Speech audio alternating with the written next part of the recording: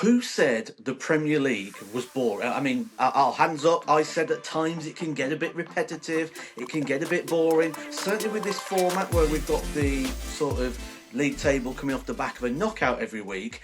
But credit is now due, I believe, to the selectors, to the PDC, to the broadcasters, because they've picked a banging 8 here. Because we're getting a different story every week. Yeah, I'm starting to think, have the PDC had a word with these players? Are we looking at a scripted Premier League? Obviously not, but what a fantastic start we've had. 4 weeks, 4 winners. Even a player that has had a terrible start, Josh Rock, he is in dreamland last night. Absolutely over the moon for him. He hits that 9 darter in front of the home crowd. You saw on the walk-on, usually he's straight down that ramp, but he was shaking hands, kissing, doing all what he does with all of his friends, all of his family. He didn't even get to shake hands with Daryl Gurney because his walk-on was taking that long. Absolutely fantastic for him, and I think he would have taken the 9 darter over the win. Obviously, he wants points, but last night, given the situation, I don't know what you guys think. Do let us know as well in the comments. But I think that 9 darter was worth more for him and memories for life than the 2 points beating, Jem Van Veen. What do you think? There's plenty of time for points. Points can come. He's got Yeah. another 12 weeks yet to get points. There's no relegation in the Premier League like there was before. But there was one thing I thought about. When I saw him backstage with that photo of the darts, I thought, there's a set of darts that Charlie Murphy doesn't have. We found Not a yet. set. Not yet. But you never know. There's that much money in darts now. I don't think players are going to fall on hard times. Maybe like we've seen in the past, people selling trophies. But that would be quite cool to try and buy something like that off a player. But I don't think they need the money now to kind of sell trophies or things like that. But that's cool. I'm quite good friends with Josh Rock, so it might be quite cool to, get a bit of a clip and get a good look at them, because we've only seen them in the pictures that, like the Premier League and BetMGM put out. Be nice to get a video on them, to be fair. But yeah. £30,000 they're worth. Well, apparently, gold, since in the last 12 months, gold has shot up in price. So what would be 30k last year, so what they got given out, would be worth around 50,000 now. Wow. So who knows? Maybe a good investment hitting the 9 darters in the Premier League. Wait till next year, they'll be making it out of tungsten the way that's going, won't they? So Yeah, bloody hell. Yeah. We'll reel through. There's so many stories. I think we just go through them one at a time. And Yeah. if you're going to go through the stories, ultimately you go to the top of the rankings. You go at the player at the top. You go with the back-to-back world champion. I saw last night people almost jumping at this a little too early, I think, in regards to going, Luke doesn't look as motivated. Luke doesn't, all the comments that you get. However, it has to be a talking point. The fact we're 4 weeks in now and he's won, what, 1 game? Yeah. Yeah, last night it wasn't his best performance. Again, I am not worried about Luke Littler. I'm sticking with that until the very end, until it's too late, just because we've seen him do the incredible. I can't flip-flop on that. I said it weeks ago. I said that he could need to win nights to get through, and I think he would then do it. So that's what I think we'll see. The crowd were on his back last night. A lot of whistling. No one likes to see that. Does it make a difference? Who knows? Pros say it does, so I've got to take their word for it. Well, look at the evidence with Luke Littler. He doesn't go to Germany because of that. Won't play on the European tour. He hasn't been successful in places where that has happened. So we look at Luke Littler and we go how perfect he is and how unstoppable he is. But have we also potentially seen his bit of kryptonite here? At this moment in his career, not able to deal with that interaction potentially? I certainly think with the Premier League, you get a different type of fan as well, because it's different areas every time.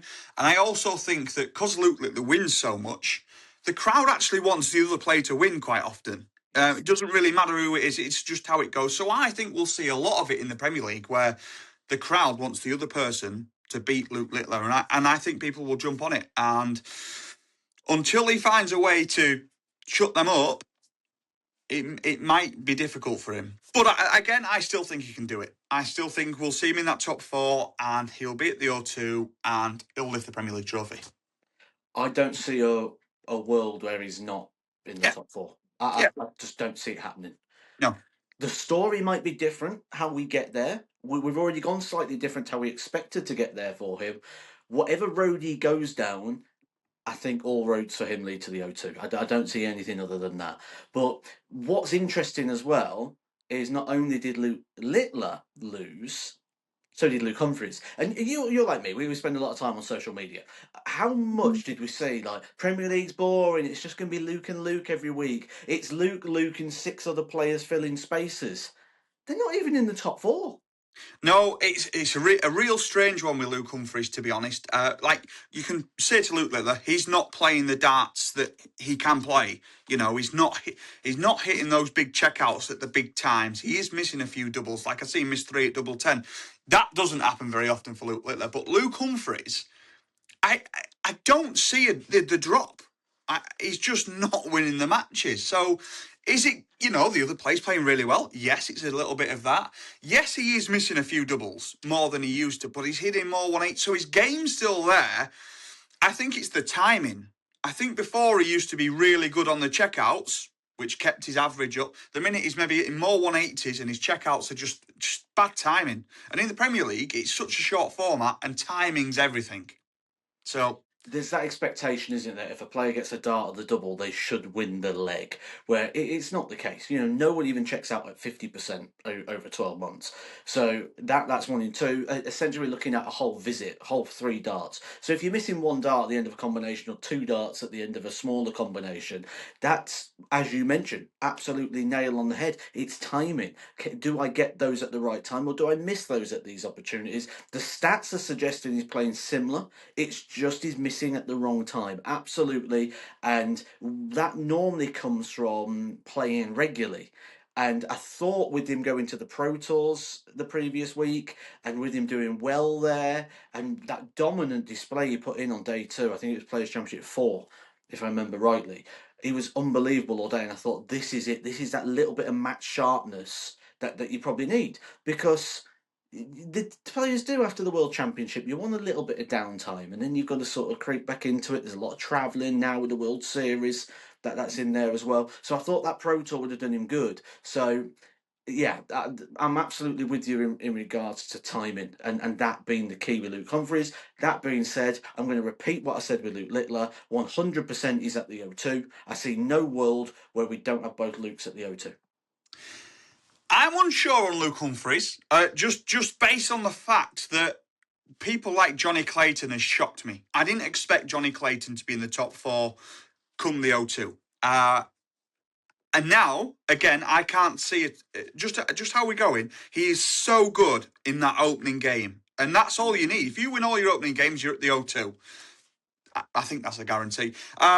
So, not only that, he's gone past the quarterfinals at times as well. Yeah, the semi-final, he won the night. So, adding them in, I can't see anyone beating him at the minute at the quarterfinal. In the first game, I can't see anyone beating Johnny Clayton at the minute. Last night. No, he's just too good off the mark, and it's like he's got this mentality that if he goes out and plays his darts in that opening game, he'll be there. So that's one less spot for me, and I'm thinking that could be where Luke Humphries misses out. But what unbelievable! These 140 hitting from Clayton, I think, is top of the table as well at 180s potentially as well.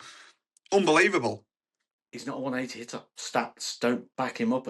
At one point last year, when I'm crunching my numbers, Johnny Clayton was like 0.17 at best per leg. So that means he's needing like 6 legs essentially, because you can't have even 5. He needs to go into 5 point something legs. So he needs 6 active legs to be played to be hitting a 180 statistically. Now look at him; he's absolutely flying. And we talked about this last week. Johnny Clayton is just one of those people that very much is just like, darts as a hobby. I'm having a great time. And you can see that in his game. You can see him just having a good time up there and just being like, I'm just playing darts on a Thursday night. It's not like everything. It's not his world. It's not the be all and end all. It's not life and death like it feels like to some. Well, it's like it suits him. Like you imagine on your big tournaments, some days can be really long days, for argument's sake. And that's where, like, young Luke Littler and his squashes, it kind of suits him. He can play all day. But Johnny Clayton seems to, you've said, he's kind of come from this background, pub darts, etc., that he can gear himself up for this Premier League night and just go out there, shorter format, less darts, really concentrate on it. And he's picking up the points. It's absolutely, it's suited him down to the ground. So yeah, at the minute, I can't see him getting knocked out of the top four. One person who I wasn't convinced by Michael van Gerwen last night. Okay, yep. And then obviously with missing last week, it's kind of, I think it's upset the rhythm, to be honest, because he started better than I thought he was going to start. Better than I think most people thought he was going to start. So he's one that I could see him dropping a little bit now, to be fair, but who knows? I think with Michael, I've said this before and I'll constantly repeat it. Michael Van Gerwen plays his best darts when he plays regularly and he's constantly in action. Whether that's in exhibition, whether that's Pro Tours, Euro Tours, when the calendar is busy, Michael Van Gerwen is at the top of his game. Now, it was a very short period of time of which he's had away from the game. However, having that time away from the game through illness means it's not like having a week off because there's no darts where I'll have a little throw at home and just tick over. He was probably in bed. Yeah. Probably wasn't doing much at all. So when you come back to the board, you do feel like you've just had that slight little bit of reversibility. You don't feel at the absolute peak of your game. People that go to the gym will relate to this, especially when they're training for something or they're trying to get ready for a marathon. Or you're doing your pre-season fitness ready for football and you have a week off because you go on holiday. You come back and you blow. And you're blowing for the first 20, 30 minutes. And you just can't seem to get where you was. And mentally you think, well, what? I've only been away for a week. But that reversibility kicks in. He would have picked his darts up and he'd have just felt not at the absolute pinnacle of where he was. And then the mind goes back to that safe spot of, well, a few weeks ago I was playing so well, I need to find that. And you try replicating. And when you try replicating something that's happened before, ultimately that's where the downfall comes. So absolutely, I do think we're going to see him miss a few key moments. I really want to see his name coming down on the Pro Tour events that are coming up over the next couple of months. I want to see Michael Van Gerwen playing as much as possible, not only for this, for his form, but also to make sure that he doesn't miss Minehead at the end of the year as well. So I think this is a real important time for Michael, especially with the huge amount of money he's defending this year. This is a big year, and I hope he shakes whatever the problem is very quickly. Yeah, 100%. And another person I was very impressed with last night, and I have been throughout this whole Premier League, Gerwyn Price.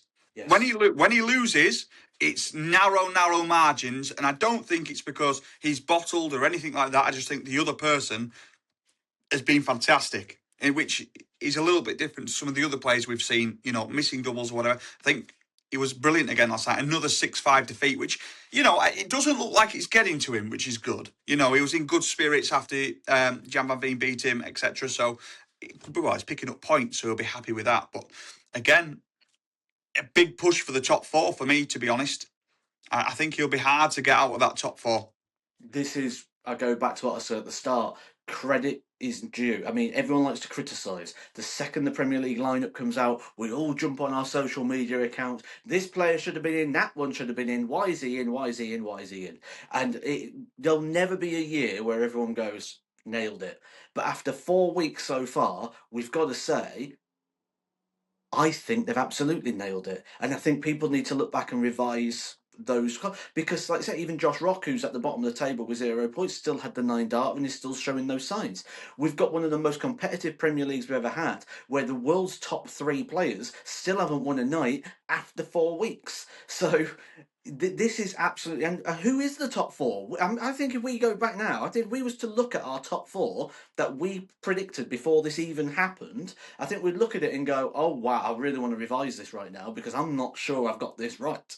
Yeah, 100%. I think a lot of people, including myself, I think I put Josh Rock in there, either 4th or 5th, which that's looking to be a mistake at the minute. We never know. He might come back, but he does seem to be struggling. He seems to be the one that is just off the pace. Fantastic 9 darter, and I hope he does get the win soon. But Stephen Bunting is shot up to 5th with last night's win. We've not spoke about him. I don't think anyone in the world would have predicted Michael Van Gerwen, Gerwyn Price, Johnny Clayton and Stephen Bunting as the first 4 nightly winners.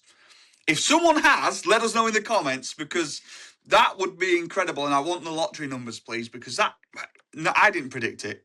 Definitely not.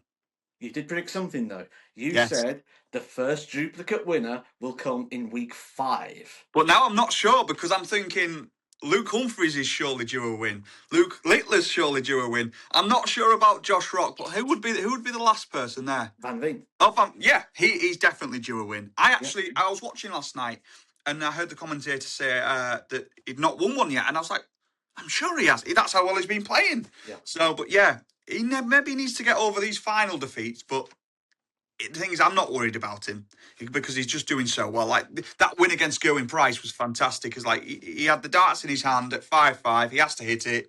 He hits it so good on that double 16, that double 8. Unbelievable, in fact.